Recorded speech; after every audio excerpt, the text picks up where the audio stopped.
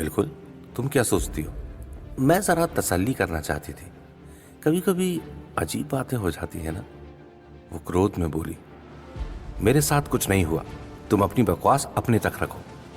अंसल की ओर देखकर लड़की हंस पड़ी। तुम मेरी बात पर ध्यान मत करो। और तुम कौन हो जनाब? अंसल की ओर देखकर वो बोली। अंसल ने अपना परिचय दिया।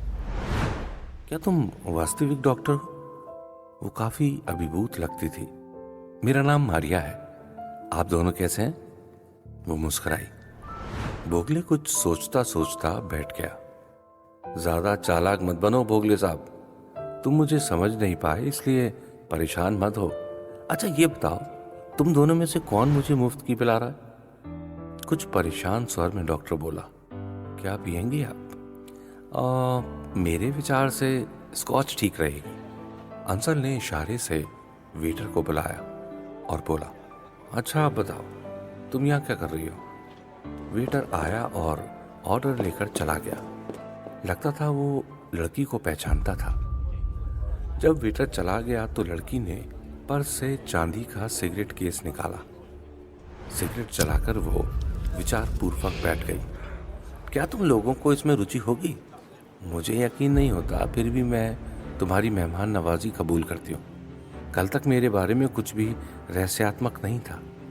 मैं शिकागो न्यूज़ में विदेशी संवाददाता थी, लेकिन वहाँ कोई मेरा महत्व नहीं था।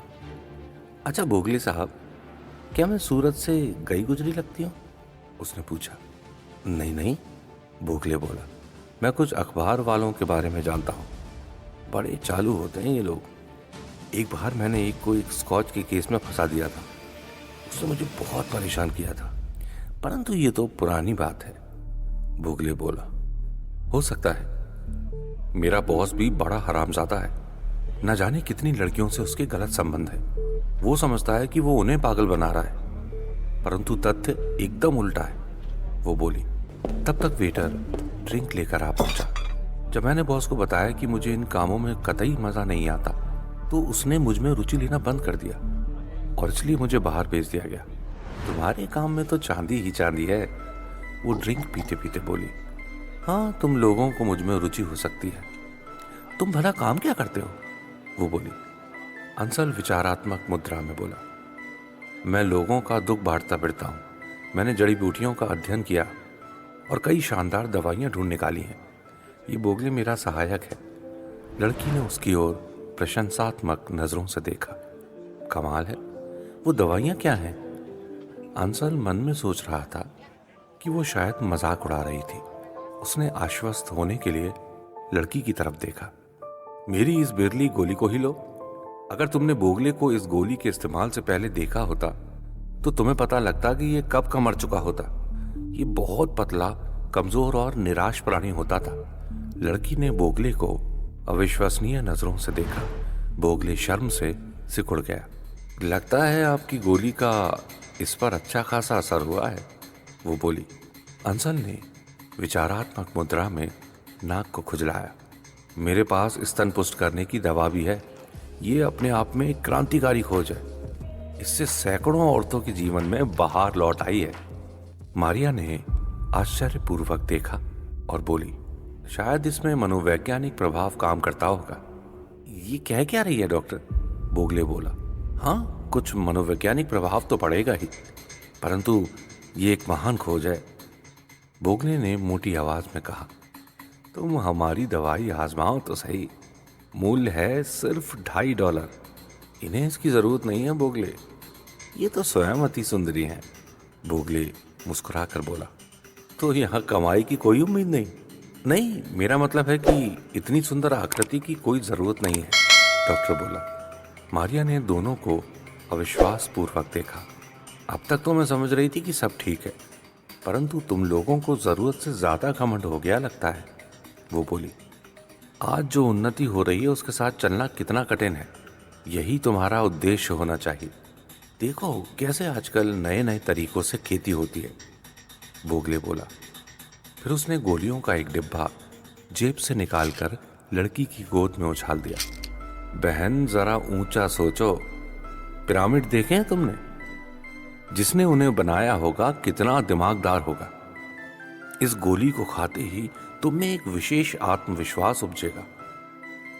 कुछ भी हो चाहे तुम्हें, सिर में रूसी हो गया, मुंह पर फुंसियां, तुम में एक आत्म उत्साह पैदा होगा और तुम्हारी सारी बीमारियां दूर हो जाएंगी। आप में अपनी फिगर के बारे में एक चेतना पैदा हो जाएगी। लो ये डिब्बा बस $2 का है, तुम्हें 50 सेंट की छूट देता हूं क्योंकि तुम हमें सुंदर दिखती हो। मारिया ने सिर हिलाया और बोली, मुझे इसकी जरूरत नहीं है। यही तुम गलत करती हो। तुम युवा हो, सुंदर हो। ऐसे मौके जीवन में कभी कभी आते हैं, न जाने हम कब मिलेंगे। हो सकता है बुढ़ापे तक तुम हमारी प्रतीक्षा करती रहो और सोचती रहो कि शायद तुम ये गोलियां ले लेती। इसे अपने बुढ़ापे के लिए ही सुरक्षित रख लो, शायद कभी मुश्किल में इसकी जरूरत पड़ ही जाए। बहन, बोगले बोलता गया। मारिया ने अंसल की ओर देखा। तुम इस बकड़ सेल्समैन को चुप क्यों नहीं करवाते? वो क्रोधित थी। तुम घबराओ मत मैडम, मैं जानता हूं मन ही मन तुम चाहती हो, परंतु कोई बात नहीं। अंसल जल्दी जल्दी बोला। बोगले चीखा, नहीं, इसे दवाई देनी ही होगी। ये बाद में मुझे धन्यवाद देती रहेगी।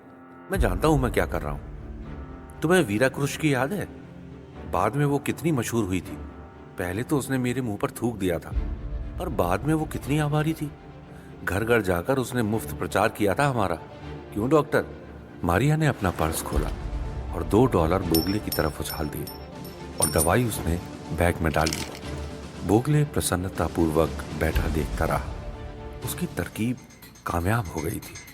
मारिया ने दोनों की तरफ देखकर कहा, तुम मुझे ये दवाई बेच सकते हो तो बेचारे ग्रामीणों को तो मुझे धन्यवाद दो मैडम। तुम्हारे जीवन का ये स्वर्णिक दिन है। बोगले बोला। अच्छा, मेरे फिगर पर ध्यान मत दो, मुझे ये अच्छा नहीं लगता। वो बोली और धीमे धीमे शराब पीने लगी। उसकी आंखों में कठोरता छा गई और उसने जैसे ही गिलास उठाना चाहा, उसका हाथ गिलास से टकराया और बियर अंसल की गोद में जा गिरी।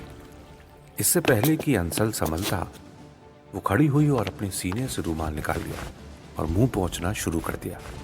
उसके चेहरे पर परेशानी झलक रही थी। मुझे खेद है, मैंने जानबूझकर नहीं किया। आपका तो सूट ही बर्बाद हो गया, वो बोली। अंसल ने उसके हाथ से रुमाल ले लिया और स्वयं ही पोंछना चालू कर दिया। अरे, दुर्घटनाएं तो होती ही रहती हैं, छोटी छोटी बातों से घबराना नहीं चाहिए, वो बोला। तभी बोगले बोल उठा, घबराओ मत, ये तो एक चांस था। उसने अपनी नाक को छुआ और बोली, जरा धो लूं उसे, आपको ऐतराज तो नहीं है ना? सारी बियर मुझ पर गिर पड़ी है। और वो उठकर कैफे के अंदर जा घुसी। बोगले उसे जाते देखता रहा। क्या करोगे इसका डॉक्टर? ये तो बेकार औरत है, एक पागल की तरह मेरी बातों में फंस गई। क्या खासियत है इसमें यार? अंसल कुछ परेशान था। पता नहीं, लड़की बहुत अच्छी जान पड़ती है। मुझे शक होता है कि ये वो नहीं जो दिखती है, बोगले बोला। इसकी जबान तो कैंची जैसी चलती है। मान लो हम यहां से भाग जाएं तो ये कहीं हमारे पीछे ना पड़ जाए। अंसल ने एक वेटर को बुलाया। बोगले, तुम तो तरक्की कर रहे हो। एक वक्त था जब सुंदर औरतें तुम्हें मोह लेती थी। तुम ठीक कहते हो, हमें यहां नहीं रुकना चाहिए। वो अपनी संभाल खुद करेगी। उसने अपनी जेब में पर्स के लिए हाथ डाला। शीघ्र ही वो परेशान होकर बोगले की तरफ देखने लगा। क्या हुआ? बोगले बोला। मेरे पैसे?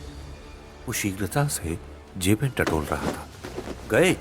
मूर्खतापूर्ण स्वर में बोगले बोला और उसने अपनी जेबें भी टटोलना शुरू कर दी। जो $2 उसे मारिया ने दिए थे और उसके $5 कहीं नहीं थे। दोनों पागलों की तरह एक दूसरे को निहार रहे थे। अंसल भय से कांपते हुए बोला, ये संसार की सबसे पुरानी चाल है और हम इसमें फंस चुके हैं। उसने मुझ पर बियर गिराकर हमें बर्बाद कर दिया है। हम किसकी प्रतीक्षा कर रहे हैं? चलो उस चंडी को पकड़े। सहसा बोगले उठ खड़ा हुआ। वेटर बिल लेकर आ गया। उसने बोगले का चेहरा देखते ही सब कुछ भांप लिया। क्या कुछ गड़बड़ है बादशाहों? वो बोला। हम लुट गए, तुम हट जाओ, बोगले बोला। पर वो रानी तो गायब हो चुकी है महाराज। आज तक उसने बिल देने से पूर्व तो हमारे किसी ग्राहक को नहीं लूटा था। ये तो वाकई बुरी बात है, वेटर ने कहा। क्या तुम जानते हो उसे? डॉक्टर ने पूछा। मुस्कुराकर वेटर बोला, हाँ क्यों नहीं, वो अत्यंत सुंदर है, परंतु उसकी उंगलियों में जादू है। वो अक्सर यहाँ आती है और अपने काम में खूब माहिर है। बोगले ने मुट्ठियां कसकर कहा। पर अब हमारा क्या होगा? क्या हमें कोई सहायता मिल पाएगी? वेटर ने कंधे चटके। मैं समझा था कि आप लोग उसे जानते होगे। चलो अब चलें, अंसल उठता हुआ बोला। अरे पर बिल का क्या होगा? परेशान वेटर बोला। उसी हरामजादी से लेना जब वो आएगी अगली बार, और उससे कहना कि कहीं मुझे मिल गई तो चीर डालूंगा उसे, बोगले बोला। वेटर का चेहरा बुझ गया। साहब ये तो व्यापार है, अब शायद वो कभी ना आए। बोगले को वेटर की नजरों में छुपा भाव अच्छा नहीं लगा। मैं नहीं चाहता तुम्हें नुकसान हो। क्या तुम्हारी कोई महिला मित्र है? वेटर की आंखों में चमक आ गई। हाँ साहब, उससे बेहतर औरत धरती पर नहीं होगी। बोगले ने गोलियों की डिब्बी निकाली और वेटर को थमा दी। ये $2.5 की है, तुम्हें भेंट है हमारी तरफ से। वेटर ने उसे देखा, फिर वो मुस्कुराया। अरे उसने इसे पहले भी इस्तेमाल किया है, पर कोई लाभ नहीं हुआ। तो क्या हुआ? उसे कुछ तो प्राप्त हुआ ही था, नहीं हुआ था? और उसने वेटर को एक तरफ धकेला दिया था और दोनों बाहर गली में आ पहुंचे।